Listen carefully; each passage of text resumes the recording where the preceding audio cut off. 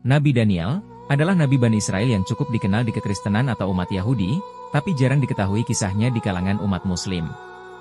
Nabi Daniel hidup di masa penawanan Bani Israel di Babilonia, setelah penaklukan Yerusalem, atau kehancuran Bait Suci oleh Raja Nebukadnezar, sekitar 586 sebelum Masehi.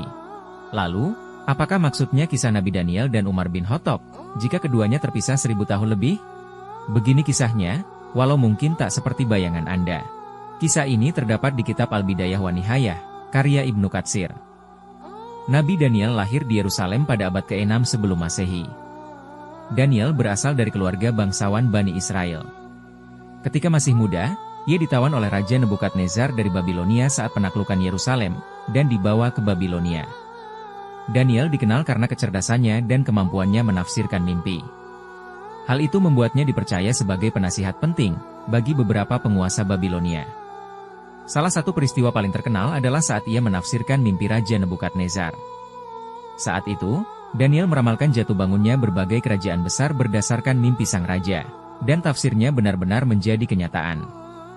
Meskipun menjadi penasihat raja-raja Babilonia, Daniel tetap setia pada imannya. Bahkan ketika Raja Darius melarang warganya beribadah kepada selain raja, Daniel menolaknya, dan tetap melakukan ibadah kepada Allah. Akibatnya, dia dilempar ke gua yang dipenuhi banyak singa. Namun, Allah melindunginya, dan Daniel selamat tanpa cedera. Daniel terus melayani raja-raja Babilonia dan Persia, selalu teguh dalam imannya meski menghadapi banyak bahaya. Ia dikenal sebagai nabi yang dihormati karena kebijaksanaan dan kesetiaannya kepada Tuhan. Nabi Daniel meninggal pada usia lanjut di Babilonia, tapi dimakamkan di Susa, Persia. Sekarang, kita beralih ke masa pemerintahan Umar bin Khattab, setelah beliau menjadi khalifah. Tepatnya di tahun 14 Hijriah, atau 635 Masehi, lebih dari 1000 tahun setelah masa Nabi Daniel.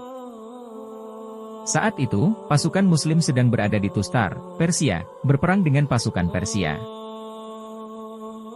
Di era itu umat Muslim sedang berada pada masa ekspansi wilayah kekuasaan Islam secara besar-besaran. Umat Islam berhasil memperluas wilayah secara masif terutama di era Umar bin Khattab. Saat itu, mereka berhasil merebut sebagian besar kekuasaan Kekaisaran Bizantium, dan bahkan meruntuhkan kekuasaan Persia yang sudah berusia ribuan tahun. Pasukan Islam saat itu dipimpin oleh Khalid ibn Walid, yang dikenal tak pernah sekalipun kalah di medan perang. Setelah melewati pertempuran yang sengit selama sekitar 6 bulan, Tustar akhirnya berhasil mereka taklukkan. Tustar jatuh ke kekuasaan Islam di bawah kepemimpinan Khalifah Umar bin Khattab.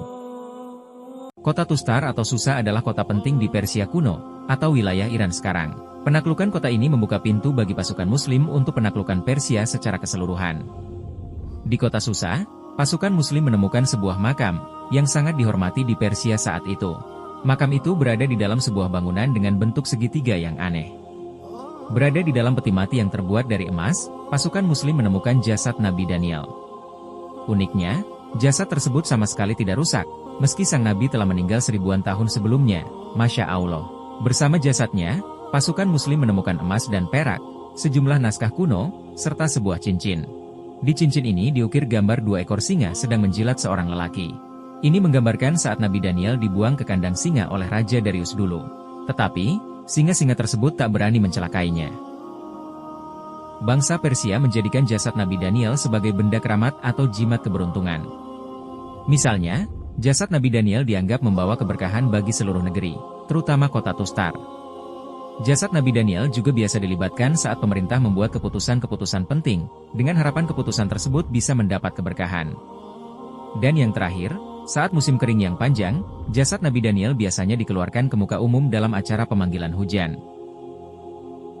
Setelah menemukan jenazah Nabi Daniel yang masih utuh, serta mengetahui bagaimana orang-orang Persia begitu mengkultuskan jenazah tersebut dan menjadikannya sebagai jimat keberuntungan, komandan umat Muslim segera melaporkannya kepada Khalifah Umar di Madinah. Mereka merasa hal sepenting ini harus diketahui oleh Khalifah. Untuk kemudian, mereka ingin mendapat petunjuk tentang apa yang harus dilakukan selanjutnya. Umar bin Khattab mendengarkan laporan tersebut dengan seksama. Sang Khalifah melihat bahaya akan keberadaan jenazah sang Nabi terhadap akidah umat, serta ingin memberikan penghormatan dan perlakuan yang selayaknya atas jenazah tersebut. Akhirnya, Umar memberi keputusan. Umar memerintahkan agar pasukan Muslim segera menguburkan jenazah tersebut, secara diam-diam. Mereka harus melakukannya di malam hari, dan membuat banyak liang jenazah sekaligus di beberapa tempat yang terpisah. Kemudian, jenazah dikuburkan di salah satu liang tersebut, dengan tanpa diberi tanda apapun. Khalifah Umar mengeluarkan perintah yang aneh tersebut, agar orang-orang tak ada yang tahu di mana sesungguhnya jenazah Nabi dimakamkan. Umar khawatir, jika ada yang tahu letak jenazah sang Nabi, maka akan ada yang menggalinya, kemudian dijadikan jimat keberuntungan, serta dipuja-puja dan disembah lagi. Umar ingin melindungi akidah umat dari bahaya kesirikan atas adanya jenazah Nabi Daniel. Demikianlah sikap kehati-hatian Umar untuk mencegah bahaya kesirikan di kalangan umat. Demikian kisah singkat Nabi Daniel yang luar biasa. Tentang mukjizat dan ketaatannya kepada Allah, meski harus menghadapi banyak bahaya. Serta teladan sikap dari Umar bin Khattab, yang sangat hati-hati dalam menjaga akidah umat, agar umat tak terjerumus ke dalam kesirikan. Wallahu alam, demikian video kali ini. Yang salah datang dari kami, yang benar datang dari Allah. Wassalamualaikum warahmatullahi wabarakatuh.